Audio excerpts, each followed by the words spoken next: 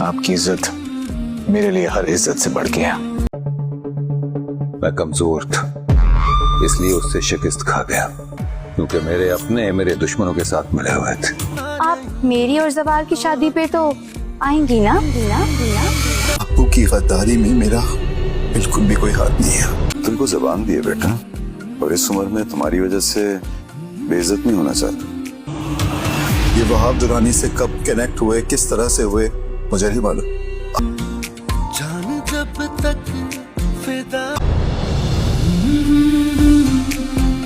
जवार के बाप को ये बात समझ आ चुकी है जवार और पारस के दरमियान कुछ चल रहा है, इसीलिए वो जानबूझकर जवार को अपने साथ ले आता है और जवार से यही बात कहता है, मैंने रेशम के बाप को अपनी ज़बान दी है और इस उम्र में तुम मुझे बेइज्जत मत करवा देना और मेरी इज़्ज़त की लाज रख लेना। जवार अपने बाप से यही बात कहता है, मैं आपकी इज़्ज़त को सबसे पहले रखता हूँ और आपकी इज़्ज़त के लिए तो मैं अपनी जान भी दे सकता हूँ और आपकी दी हुई ज़बान के मुताबिक मैं रेशम से ज़रूर शादी करूंगा। और पारस को जब से ये बात मालूम हुई है रेशम और जवार की शादी होने वाली है, पारस बहुत ही ज़्यादा परेशान भी नज़र आ रही होती है। मरियम की शादी की तकरीबात चल रही होती हैं और पारस का चेहरा उतरा हुआ होता है और रेशम को ये बात समझ आ जाती है, इसीलिए वो जानबूझकर पारस के पास आती है और आकर उसे यही बात कहती है, जैसे आप मरियम की शादी को एंजॉय कर रही हैं, मुझे उम्मीद है आप मेरी और जवार की शादी पर भी ज़रूर आएंगे। और ये बात सुनने के बाद पारस के चेहरे के तासुरात भी बदल जाएंगे।